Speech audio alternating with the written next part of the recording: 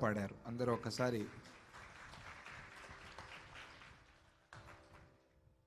పాండిచ్చేరి ఆశ్రమం గురు దేవాలయం, పూజ్య దత్తాజీ వారికే ఒక దేవాలయం లాగా ఉన్నటువంటి ఆశ్రమం. అది అన్నిటికన్నా ప్రత్యేకమైన ఆశ్రమం. వారు సత్సంగం చేసి ఈరోజు భజనలన్నీ పాడి అన్నదానానికి కూడా సేవ చేసుకున్నారు పాండిచ్చేరి వారు. వారికి అందరికీ కూడా ఆశీస్సులు. ఈరోజు స్వాతంత్ర్య దినోత్సవాన్ని మనం ప్రొద్దున ఆచరణ చేసుకున్నాం. మనందరికీ కూడా చాలా ముఖ్యమైన రోజు. భారతీయులకు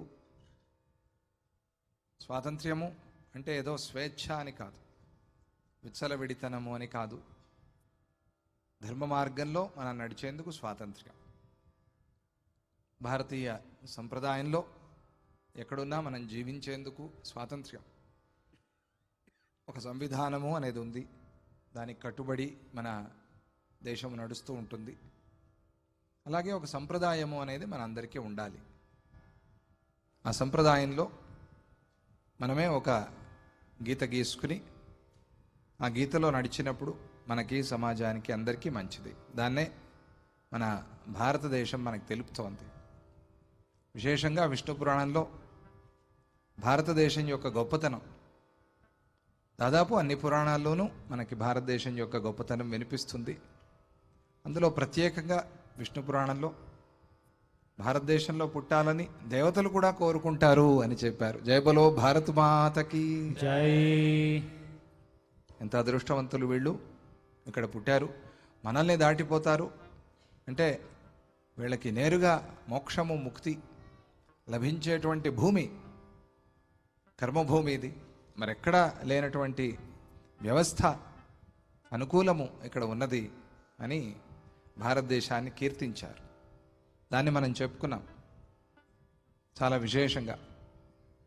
అటువంటి భారతదేశం యొక్క స్వాతంత్ర్య దినోత్సవం ఈరోజు ఆచరణ చేసుకుని ప్రొద్దున పిల్లలకి అవసరమైన కొన్ని వస్తువులు అవన్నీ కూడా మన కుమారు, సురేషు చక్కగా ఏర్పాటు చేసి వాళ్ళందరికీ కూడా పంచిపెట్టారు. మన బిడిఎల్ భక్తులు ఇక్కడ మన ఆ పిల్లలందరికీ ఏ విధంగా సేవ చేసుకున్నారో, విశేష చేతనం కలిగినటువంటి పిల్లలు ఈరోజు అలాగే స్కూల్ పిల్లలకి అందరికీ కూడా అవసరమైనవి పంచిపెట్టి మంచి ఇండిపెండెన్స్ డే చక్కగా చేసుకున్నారు. అందరికీ స్వాతంత్ర దినోత్సవ శుభాశీస్సులు. Happy independence day. ఈరోజు పూజ్య దత్తాజీ వారు స్వర్ణయాత్ర చేస్తూ ఉన్నారు. స్వర్ణయాత్రలో భాగంగా కెనడాలో ఈరోజు ఇండిపెండెన్స్ డే పురస్కరించుకుని రేపు ప్రొద్దున్న 4 ప్రారంభం అవుతుంది రాగసాగర, నయాగరా రాగసాగర.